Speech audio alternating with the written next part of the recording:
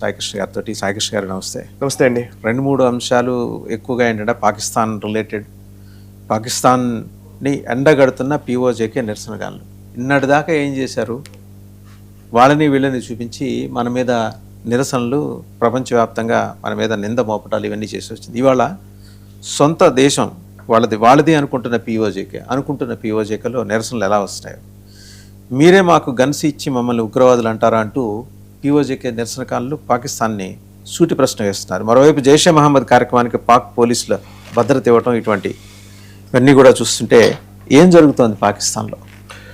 పాకిస్తాన్ పూర్తిగా అంటే మనం పాకిస్తాన్ గురించి మాట్లాడిన ప్రతిసారి పాకిస్తాన్ అతలాకుతలం అవుతుంది, పాకిస్తాన్ చాలా ఇబ్బందుల్లో ఉంది, ఇవన్నీ మనం మాట్లాడుతున్నాం. కానీ మనం మాట్లాడుతున్న దానికంటే కనీసం 50 రెట్లు ఇంకా కష్టాల్లో ఉంది పాకిస్తాన్.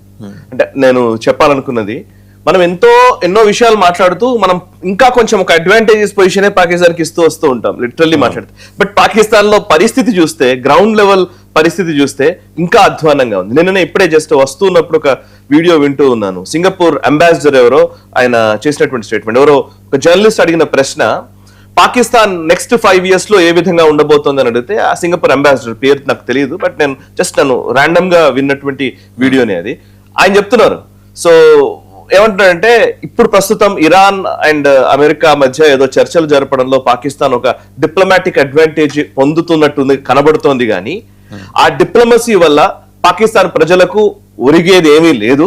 పాకిస్తాన్ ఇంకా అధపాతాళంలోకి వెళుతోంది. గత కొన్ని సంవత్సరాలుగా పాకిస్తాన్ డిక్లైనే కనబడుతోంది. నెక్స్ట్ 5 years లో కూడా అదే కొనసాగుతోందని ఒక సింగపూర్ అంబాసిడర్ చెప్పిన మాట. మనం కాదు, ఒక డైరెక్ట్ గానే ఒక ప్రెస్ లో ఎవరో అడిగిన ప్రశ్నకు సమాధానంగా చెప్పినటువంటి మాట. అంటే ఎంత డిగ్రేడ్ అవుతుందో మనకు అర్థమవుతుంది. అందులో ఇప్పుడు ప్రస్తుతం పాకిస్తాన్ ఆక్రమిత జమ్మూ కాశ్మీర్ లో విపరీతమైన నిరసనలు జరుగుతున్నాయి. మనకు తెలుసు, రావ్లా కోట్ కావచ్చు అండ్ ముజఫరాబాద్ ఆ ప్రాంతాల్లో అయితే రోజు నిరసనకారులు వాళ్ళ నిరసనను వ్యక్తం చేస్తున్నారు. నిన్న ఒక 80,000 మంది సుమారుగా పాల్గొన్నారని చెప్పబడుతున్నటువంటి ఒక నిరసన కార్యక్రమంలో అక్కడ సర్దార్ అమన్ ఖాన్ అనే ఉద్యమ నాయకుడు, ఆయన జేఏఏసీ అని జాయింట్ అమన్ యాక్షన్ కమిటీ పేరిట వాళ్ళు జేఏఏసీ ఫామ్ చేసుకుని నిరసనలు తెలుపుతూ ఉన్నారు. సో సర్దార్ అమన్ ఖాన్ ఒక కీలకమైన స్టేట్మెంట్ ఇచ్చాడు. ఆయన ఇచ్చిన స్టేట్మెంట్ ఖచ్చితంగా మనం మాట్లాడాల్సింది. ఎందుకంటే ఆయన ఏమన్నాడంటే, అసలు బేసికల్లీ ఇప్పుడు అక్కడ ఉద్యమం చేస్తున్నటువంటి అనేక మంది పైన టెర్రరిస్టులని ముద్ర వేస్తున్నారు. పాకిస్తాన్ ప్రభుత్వం వీళ్ళందరూ టెర్రరిస్టులు, వీళ్ళందరూ ఉగ్రవాదులు, అందుకోసం వాళ్ళ మీద మేము ఉక్కుపాదం మోపుతున్నామని చెప్పేసి పాకిస్తాన్ ప్రభుత్వం చెప్తుంది. అసలు యాక్చువల్లీ వాళ్ళు ఎందుకు నిరసన తెలుపుతున్నారు అని అంటే, పెరిగిన ఆహారపు నిత్యావసరాల ధరలు కావచ్చు అండ్ పెరిగిన ఇన్ఫ్లేషన్ ని బేస్ చేసుకుని, ఎట్ ద సేమ్ టైం ఇంకా చెప్పాలంటే అక్కడ లెజిస్లేషన్ లో వాళ్ళ అసెంబ్లీలో 12 మంది రిజర్వ్డ్ కేటగిరీ కింద ఒక ప్రతిపాదన తీసుకొచ్చింది పాకిస్తాన్ ప్రభుత్వం. ఏంటి అంటే, కశ్మీర్ నుంచి అక్కడికి వెళ్ళినటువంటి మైగ్రెంట్స్ కి అక్కడికి వెళ్ళినటువంటి వాళ్ళకి ఈ 12 సీట్లను కేటాయిస్తూ నిర్ణయం తీసుకుంది. వాటన్నిటికీ వ్యతిరేకంగా వాళ్ళు కొట్లాడుతున్నారు. నిజానికి వాళ్ళ హక్కుల కోసం వాళ్ళు పోరాడుతున్నారు. వాళ్ళని ఉగ్రవాదులని ముద్ర వేస్తోంది పాకిస్తాన్ ప్రభుత్వం. అంటే అంతేకాదు, పాకిస్తాన్ ఆక్రమిత జమ్మూ కాశ్మీర్ ఆ భూభాగంలోకి అసలు ఆహారపు ఎగుమతులు అటువైపు వాణిజ్యమే జరగకుండా మొత్తం నాకాబందీ చేసింది పాకిస్తాన్. ఈ నేపథ్యంలో వాళ్ళు ఏమంటున్నారంటే, అసలు బేసికల్లీ మాకు గన్స్ ఇచ్చిందే పాకిస్తాన్ ఆర్మీ, పాకిస్తాన్ ఐఎస్ఐఏ మా చేతికి గన్స్ ఇచ్చారు. చాలా సంవత్సరాలుగా మాకు గన్లు ఇచ్చి మమ్మల్ని ఇండియాకు వ్యతిరేకంగా కొట్లాడమన్నారు. సో గన్లు ఇచ్చిందే మీరు, మమ్మల్ని మీరే టెర్రరిస్టులు అంటున్నారు, ఇదేంటి అని చెప్పి వాళ్ళు పాకిస్తాన్ హిపోక్రసీని ఎండగట్టాడు. సో ఇది ఇప్పుడు అన్ని వార్తాపత్రికల్లో కూడా హెడ్లైన్ గా ఉంది. పాకిస్తాన్ ప్రభుత్వమే వీళ్ళకి అంటే బేసికల్లీ ఒక మామూలు పౌరులకి గన్స్ ఎందుకు ఇచ్చారు? వాడు కొనుక్కున్నది కాదు, ఆర్మీ ఇచ్చిందని చెప్తున్నారు. ఎగ్జాక్ట్లీ. సుమారు 80,000 మంది అక్కడ పాల్గొన్నారంట. ఆ మొత్తం దాంట్లో అక్కడ చాలా మందిని అదుపులోకి తీసుకుంటున్నారు. ఎక్కడికక్కడ నిరసన తెలుపుతున్న వాళ్ళని అరెస్ట్లు చేస్తూ ఉన్నారు, వాళ్ళ మీద బౌంటీలు పెడుతున్నారు. అంటే వాళ్ళని పట్టిస్తే వాళ్ళ ఆచూకీ చెప్తే, కీలక నాయకుల ఆచూకీ చెప్తే డబ్బులు ఇస్తామని చెప్తుంది పాకిస్తాన్ ప్రభుత్వం. దీంతో పాకిస్తాన్ ఆక్రమిత జమ్మూ కాశ్మీర్ లో విపరీతమైన నిరసనలు జరుగుతున్నాయి. ఆయన స్టేట్మెంట్ నేను చదువుతాను, ఉర్దూలో మాట్లాడాడు, ఇంగ్లీష్ లో నేను ట్రాన్స్లేట్ చేసినటువంటి స్టేట్మెంట్ అది. They say they were terrorist. Look, it was the Pakistan army that put guns into the hands of Kashmiris. Kashmiris had guns because the Pakistan army gave them those guns.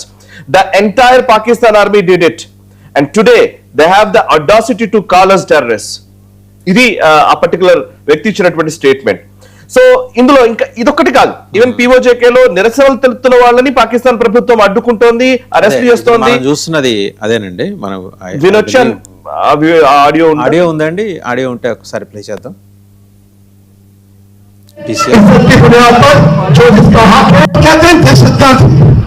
देखिए क्या कहते हैं, दहशतगर्द है। मैं इनसे कहता हूँ, आलमी मीडिया की मौजूदगी में कहता हूँ, मैं तमाम इंसानी हकूक की तंजीमों को गवाह बना के कहता हूँ, आप सबकी मौजूदगी में कहता हूँ, कश्मीरियों के हाथ में बंदूक पाकिस्तान की फौज ने दी थी, कश्मीरियों के हाथ में बंदूक भी पाकिस्तान की फौज ने दी और पूरी पाकिस्तान की फौज ने। और तुम हमें बताते हो हम दहशतगर्द। डिप्टी कमिश्नर रावला कोट, तुम यहाँ पर रैलियां निकलवाते थे बंदूकों वाली और तलवारों वाली, याद है आप सबको? याद है कि नहीं है? सबको याद है, तुम रैलियां निकलवाते थे दहशतगर्दों के खिलाफ, तो हमारे खिलाफ फतवे जारी करवाते थे। तुम हमें बताओगे कि दहशतगर्द एक्शन कमेटी మీరే పాకిస్తాన్ సైన్యమే స్వయంగా కశ్మీరీలకు తుపాకులు ఇచ్చింది, మరి ఇప్పుడు మమ్మల్ని ఉగ్రవాదులను పిలుస్తారు నిలదీస్తున్నాడు. జాక్ నాయకుడు ఆయన, జేఏసీ నాయకుడు సర్దార్ అమన్ ఖాన్. ఇతని తల మీద $1 మిలియన్ ఉన్నాయి. కరెక్ట్.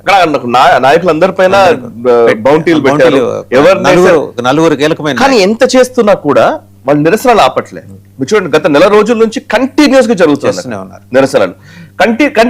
అసలు ఎక్కడ ఆగకుండానే చేస్తున్నారు వాళ్ళు నిరసనలు.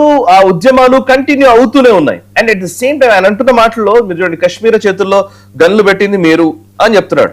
ఎవరికి అగేన్స్ట్ గా చెప్పిస్తున్నారండి? భారతదేశం వ్యతిరేకంగా ఆబ్వియస్లీ. అండ్ ఇంకొక పాయింట్ ఏంటంటే, ఇక్కడ జైషే మహమ్మద్ ఒక ఈవెంట్ ప్లాన్ చేసింది అక్కడ. సేమ్ ఇదే టైంలో, అక్కడ నిరసనలు జరుగుతున్న టైంలోనే జైషే మహమ్మద్ ఉగ్రవాద సంస్థ ఒక కార్యక్రమానికి పిలుపునిచ్చింది. ఆ కార్యక్రమానికి పూర్తి భద్రతనిచ్చింది పాకిస్తాన్ సైన్యం. పాకిస్తాన్ సైన్యము, పాకిస్తాన్ ప్రభుత్వము, పోలీసులు వీళ్ళందరూ కలిసి భద్రతనిచ్చి జైషే మహమ్మద్ ఈవెంట్ చేసుకోవడానికి అవకాశం ఇస్తున్నారు. కానీ మాకు మాత్రం అవకాశం ఇవ్వరా అని అక్కడ ఉన్నటువంటి నిరసనకారులు చెప్తున్నటువంటి పరిస్థితి. అంటే మరి గమనిస్తే ఒక 20 ఏళ్ల క్రితం ఈ నిరసనలు, ఈ స్టోన్ పెల్టింగ్ ఇవన్నీ భారత కశ్మీర్ లోయలో చేసేది వాళ్ళ చేత చేయించింది, కంటిన్యూస్ గా చేయించుకుంటూ వచ్చింది. ఇవాళ ఏమైంది? తిరిగి వాళ్ళకే వచ్చింది. కర్మ హాన్స్ యూ అంటారు. సో బేసికలీ ఇప్పుడు వాళ్ళకే అది తిప్పి కొడుతోంది. సో అండ్ ఇంకోటి, పాకిస్తాన్ పీఓజేకే మాత్రమే కాదు, ఈవెన్ ఖైబర్ పఖ్తూన్ఖ్వాలో అదే జరుగుతోంది, బలూచిస్తాన్ లో అదే జరుగుతోంది. ఇవాళ పాకిస్తాన్ ఎటు సతమతంగాని పరిస్థితిలో ఉంది. అందుకే ఆ సింగపూర్ అంబాసిడర్ చెప్పినట్టుగా డిప్లొమాటిక్ దౌత్యపరంగా మీరు ప్రపంచం దృష్టిని ఆకర్షించవచ్చు, దౌత్య విజయాలు నమోదు చేయవచ్చు. ఒకవేళ చేసినా కూడా, ఇప్పుడు దౌత్య విజయం కూడా కాదది, బట్ స్టిల్ ఒకవేళ నిజంగా దౌత్యపరంగా ఏమైనా అడ్వాంటేజెస్ పొజిషన్ లోకి పోయినా కూడా ప్రజలకు ఒరిగేదేం లేదు. ప్రజలు చాలా ఇబ్బందులు పడుతున్నారు అక్కడ పాకిస్తాన్ ప్రజలు. అఫ్ కోర్స్ ప్రజలని ఎండబెడుతూనే ఉంటుంది. ఇంకోటి కూడా చూడొచ్చండి, అడ్డంకులను తొలగించండి లేకపోతే మేము భారత సరిహద్దును తెరుస్తాం. అవును, ఇస్లామాబాద్ ని నేరుగా హెచ్చరిస్తూ పీఓజేకేలో ఉధృతమైన నిరసనలు. అదే ఇప్పుడు అతను మాట్లాడుతుంది. అది ఇప్పుడు ఇమీడియట్ గా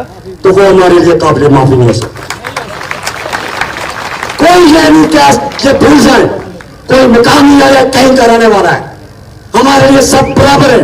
गद्दारों का कोई इलाका नहीं होता, गद्दारों का कोई मजहब नहीं होता, गद्दारों का कोई दीन ईमान नहीं होता। इससे बड़ी कोई बेइज्जती हो सकती है। అవుట్ గా చెప్తున్నాడు అతను.